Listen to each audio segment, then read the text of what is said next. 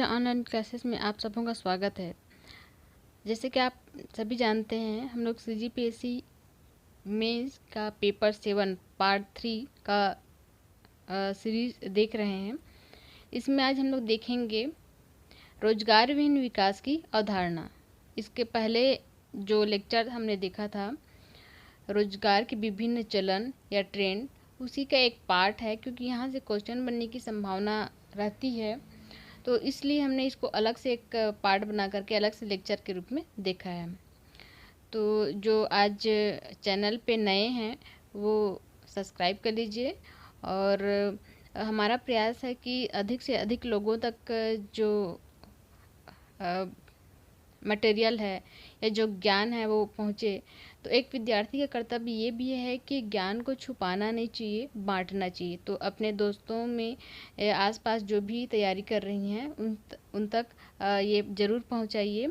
इसमें कहीं ना कहीं एक आपका भी योगदान होगा। तो चलिए शुरू करते हैं रोजगार विहीन विकास की अवधारणा। रोजगार विहीन विकास की अवधारणा। किसी देश में यदि हम रोजगार के बारे में चर्चा करते हैं तो रोजगार के साथ साथ बेरोजगारी भी उसके साथ ही साथ में चलती है। तो इसको हम पहले समझ लेते हैं कि रोजगार विहीन विकास की अवधारणा क्या है।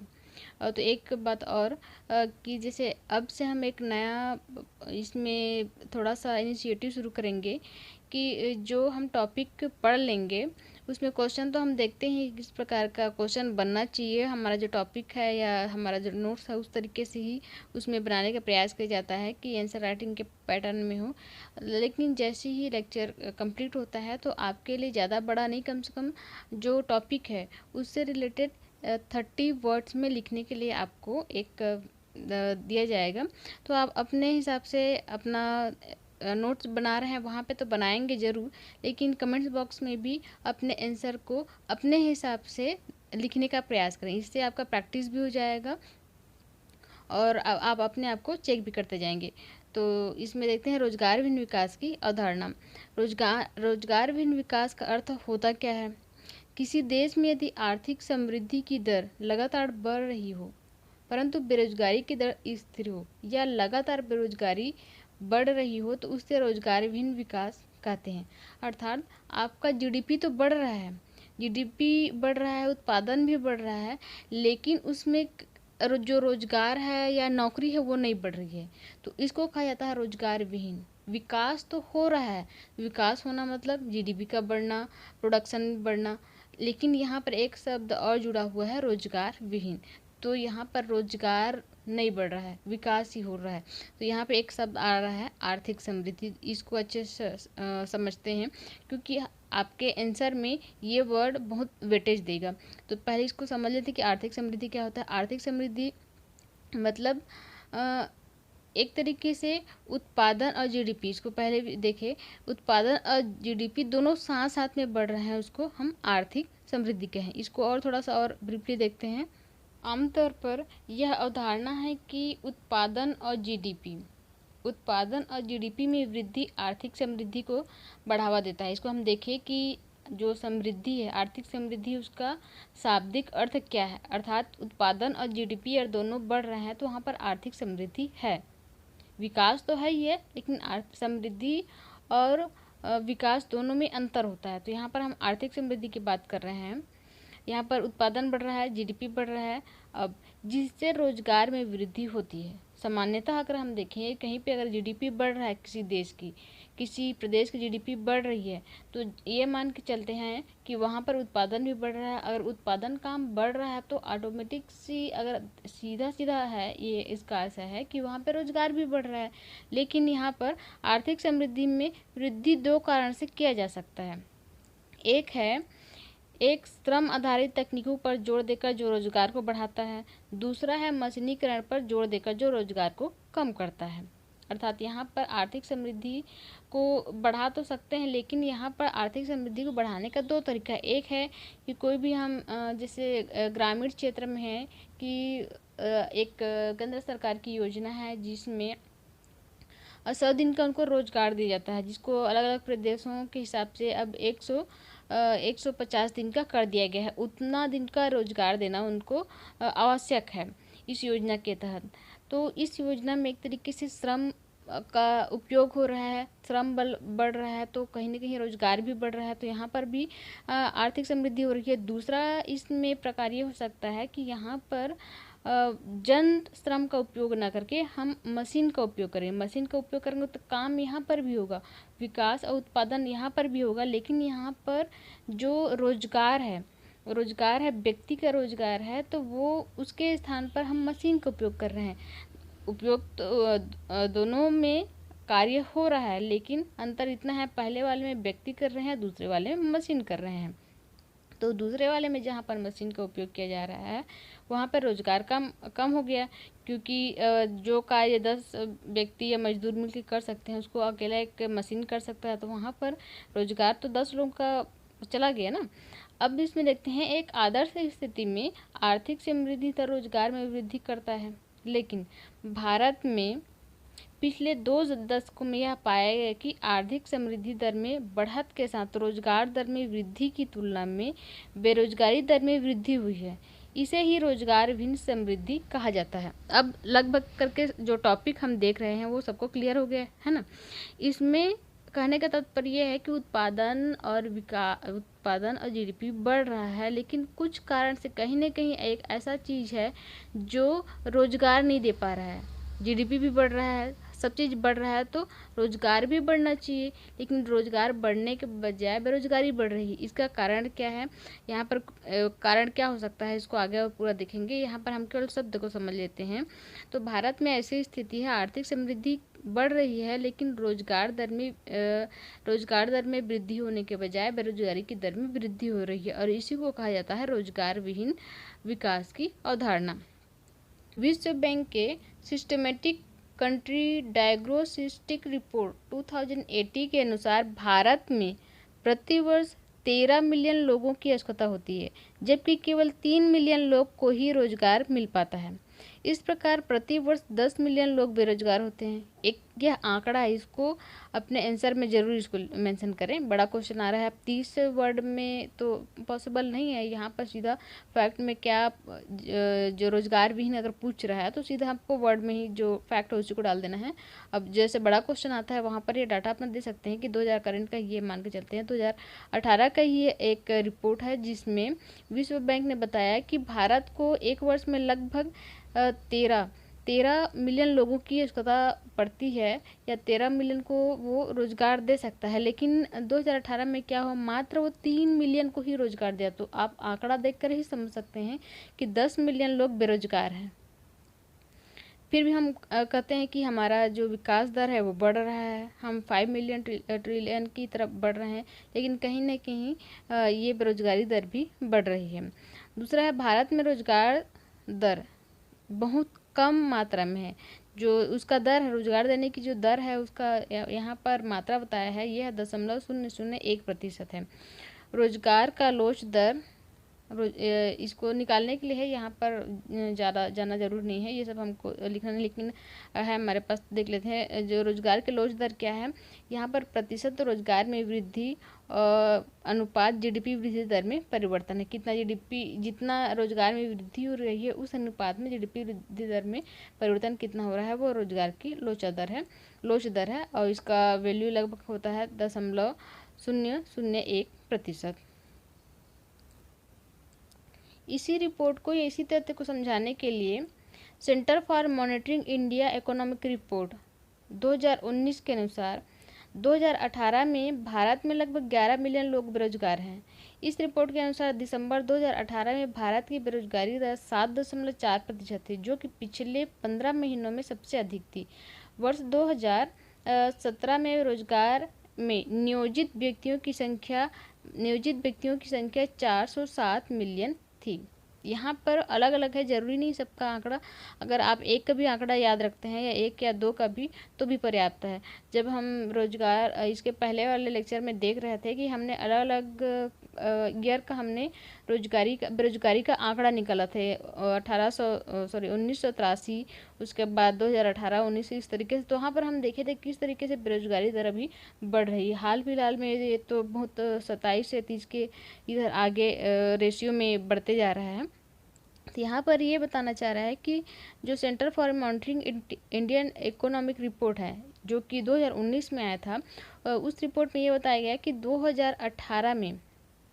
2018 में विश्व बैंक ने भी कहा कि भारत एक साल में 13 मिलियन लोगों को रोजगार दे सकता है, या वहाँ रोजगार की ज़रूरत है, लेकिन वो केवल दे कितने को पाता है, 3 मिलियन को, 3 मिलियन को ही दे पाता है, बाकी 10 मिलियन पूरी तरीके से बेरोजगार हो जाते हैं। और इसको जो इंडियन इकोनॉमिक रिपोर्ट है उसमें भी इस बात को कहा गया है कि 2018 तक 11 मिलियन लोग बेरोजगार थे। मतलब थोड़ा सा आंकड़ा क्योंकि अलग अलग जो सर्वे रिपोर्ट आता है अलग अलग संस्थान का, तो उसमें थोड़ा जो डाटा है आगे पीछे होता है। तो यहाँ पर वही लगभग उसमें विश्व बैंक ने कहा 10 मिलियन लोग बेरोजगार हैं, या जो इंडिया का रिपोर्ट है उसमें बोला जा रहा है कि 11 मिलियन लोग बेरोजगार हैं। और यह जो दर है 2018 में बेरोजगारी का, वह 7.4% थी। और लगभग इसी के आसपास हमने जब बेरोजगारी दर उसमें देख रहे थे तो वही था, ये 7.5 ऐसे कुछ था। तो उसमें थोड़ा देख लेंगे। जो पिछले 15 महीने में सबसे अधिक थी। वर्ष 2017 में रोजगार में नियोजित व्यक्तियों की संख्या 407 मिलियन थी। ये सारे डाटा हैं। आप जहाँ पर आंसर राइटिंग करेंगे तो जहाँ पर इसकी आवश्यकता है वहाँ पर इसको मेंशन कर सकते हैं। और जैसे ही आप जब भी आंसर राइटिंग या मेंस एग्जाम देने जाएं तो अब अपने आंसर में जो आपका नोट्स है उसको एक बार अपडेट ज़रूर कर लें, क्योंकि जैसे ही आप रिविज़न करते रहेंगे तो आपके पास जो हैंड राइटिंग नोट्स रहेगा उसमें उस समय का जो करेंट डाटा रहेगा तो उसको एक बार जरूर, अभी के लिए तो ये अपडेटेड है ना, तो जैसे ही आप एग्ज़ाम देने जा रहे हैं तो जब भी आप जाएँ तो एक बार इसको क्रॉस चेक ज़रूर कर लें इस डाटा को, क्योंकि ये डाटा है ये चेंज होते ही रहता है। उसके बाद है NSSO की report, periodic labour form survey report 2018 के अनुसार वित्तीय वर्ष 2017-18 में बेरोजगारी की दर की कुल उपलब्ध कार्यबल का 6.1% रहा, जो पिछले 45 वर्ष का सबसे ऊंचा है। इस रिपोर्ट के अनुसार 7.8% रोजगार योग्य शहरी युवा बेरोजगार हैं, वहीं ग्रामीण युवाओं के मामले में यह दर 5.3% है। मतलब इसने भी जब NSSO ने रिपोर्ट जारी किया तो उसने भी देखा कि 2008 में जो उनका था, तो ये उसके और ये थोड़ा पुराना कह सकते हैं, ये पुराना डाटा है। फिर भी हम एक अनुमानित ये दे सकते हैं कि जो दर है किस तरीके से 17 में भी ये 17 जब हम 18 में देखें तो यह 7.4 था, तो जब 17-18 में देखा गया तो 6.1 था, तो आगे जाके और बढ़ा है। अभी तो एक तरीके से आप इसमें चार्ट बना लीजिए, आपको 2-3 मिल गया, 2017-18 का मिल गया, फिर 18-19 का भी मिल गया, अभी 19-20 का भी मिल गया। अब ये दर तो 27% है। जब उसमें क्लास में हमने देखा था कि हमने 6 मई के आसपास का ऐसी डेट में जो दर था उसको निकाला था तो 27% पहुँच गया है। और अनुमान ये लगाया जाता है कि 30% तक भी 30% तक भी पहुँचेगा। तो ये डाटा आप अपने आंसर में ज़रूर मेंशन करें।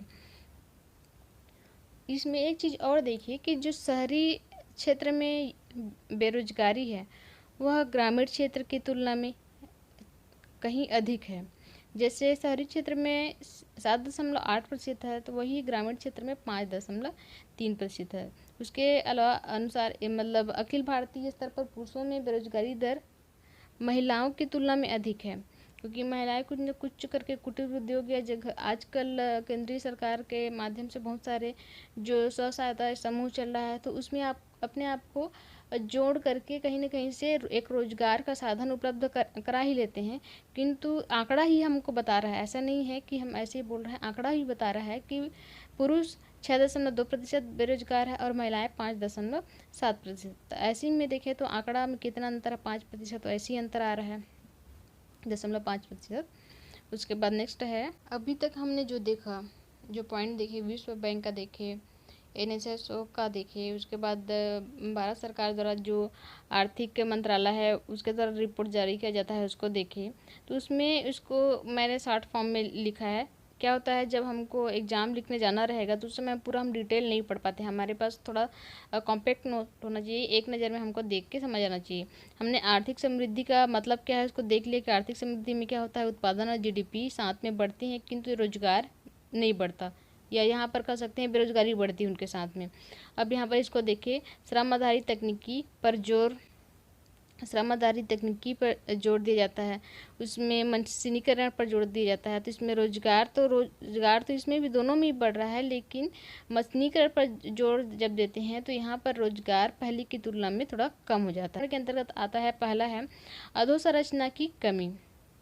अब इस अधोसंरचना की कमी सबसे बड़ा मेन कारण है कि हमारे यहाँ जो जितना भी कार्य है उसमें से लगभग एक अनुमान के जाता है कि सबसे 90% मान के चलते हैं, 70 से 90% तक की जो संख्या है वह असंगठित क्षेत्र में कार्य करती है और कहीं न कहीं अकुशल।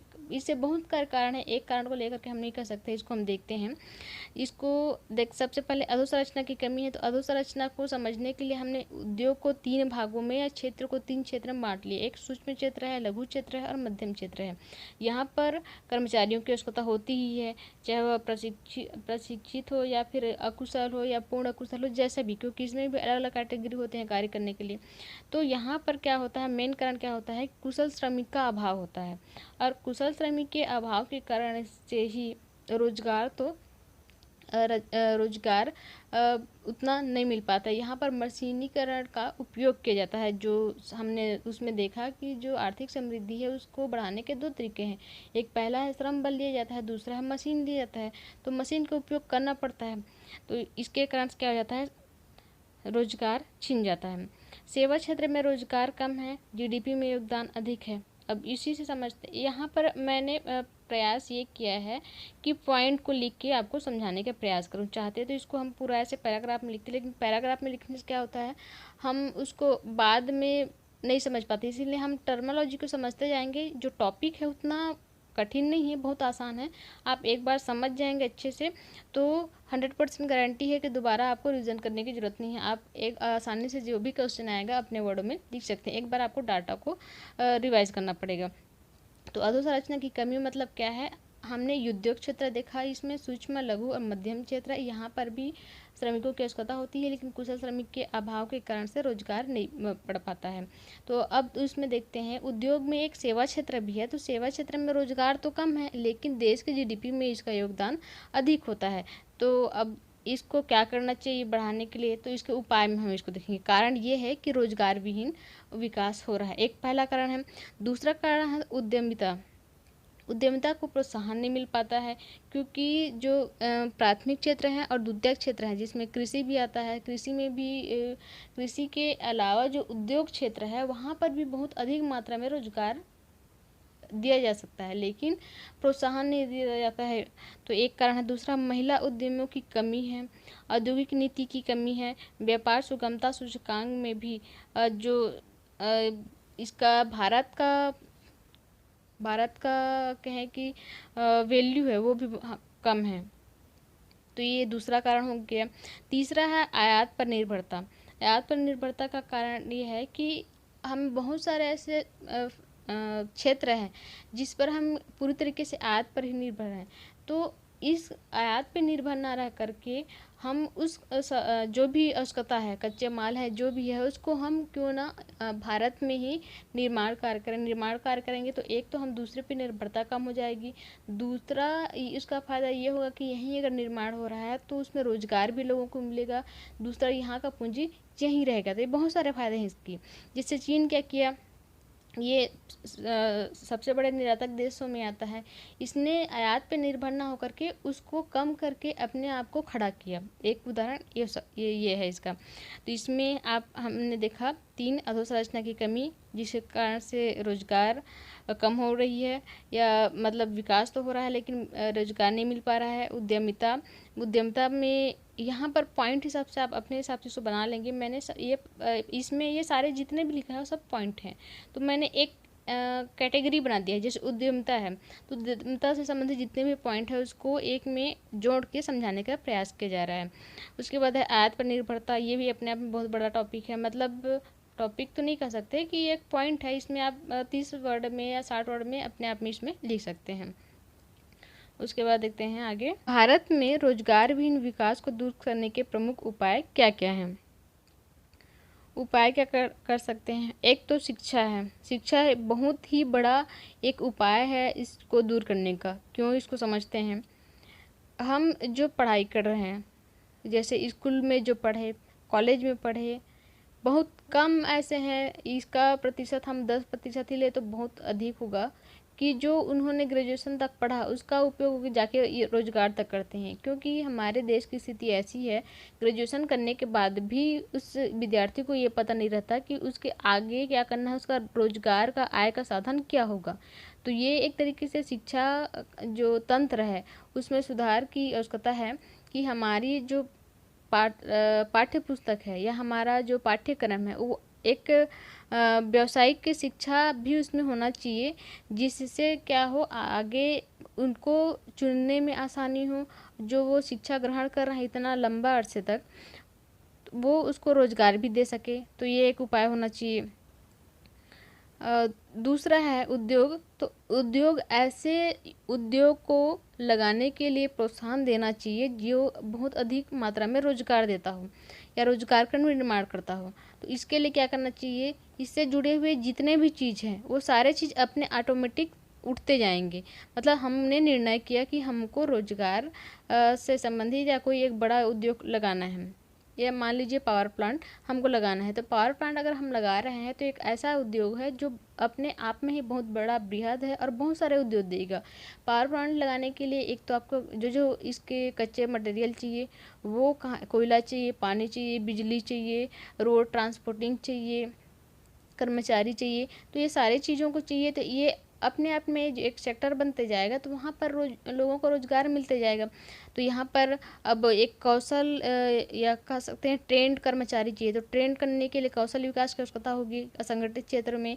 तो उसके लिए अलग से व्यक्ति हैं जो इस पर जो ट्रेनिंग देते हैं, अलग अलग, जैसे ITI है या अलग अलग फील्ड है, वहाँ पर उनको कार्य मिलेगा। नवीन स्टार्टअप है वो शुरू हो जाएगा।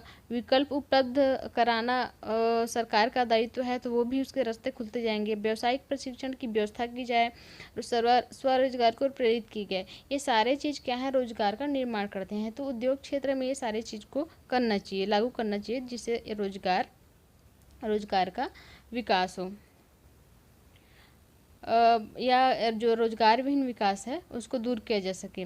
विशेष आर्थिक क्षेत्र का निर्माण करना चाहिए। मतलब ऐसे योजनाओं का क्रियान्वयन किया जाना चाहिए। अभी सरकार के द्वारा विभिन्न प्रकार की योजनाएं का क्रियान्वयन किया जाना चाहिए, जिससे आर्थिक मदद तो मिले, साथ में ही जो रोजगार विहीन विकास की अवधारणा है उसको भी दूर किया जा सके। इसके लिए क्या कर सकते हैं, बहुत सारी योजनाएं केंद्र सरकार चला ही रहा है, तो उसका सही से क्रियान्वयन होना चाहिए, जिससे जिस व्यक्ति को इसकी आवश्यकता है उस तक ये मदद मिलनी चाहिए। तो आज का हमारा ये टॉपिक है। आज के लिए क्वेश्चन है आप सभी के लिए, रोजगार विहीन विकास का अर्थ क्या है, समझाइए। रोजगार विहीन विकास का अर्थ क्या है, समझाइए। आप इसको अपने शब्दों में लिखने का प्रयास करेंगे। टर्मिनोलॉजी आपका होगा, जो आपने देखा ऐसे नहीं उसी को कॉपी कर लिए। आप अपने हिसाब से जो जैसा भी बनता है आप कमेंट बॉक्स में लिख करके ज़रूर बताएंगे। तो आज के लिए बस इतना ही। Thank you.